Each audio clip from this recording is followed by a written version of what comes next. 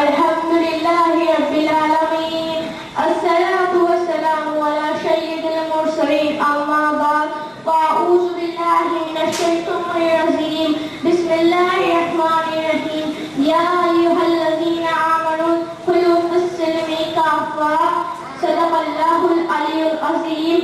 حضرت گرامی، خطبہ مسنونہ کے بعد میں نے جس آیت کریمہ کی تلاوت کرنے کا شرف حاصل کیا اس پر کچھ روشنی ڈالنے سے پہلے میں اور آپ مل کر پیارے آقا محمد مصطفیٰ صلی اللہ تعالیٰ علیہ وسلم کی بارگاہ رسالت میں درود شریف کا نذرانہ پیش کرار پڑے. مولانا محمد وآلہ وسلم کما بلغت اللہ علیہ وسلم.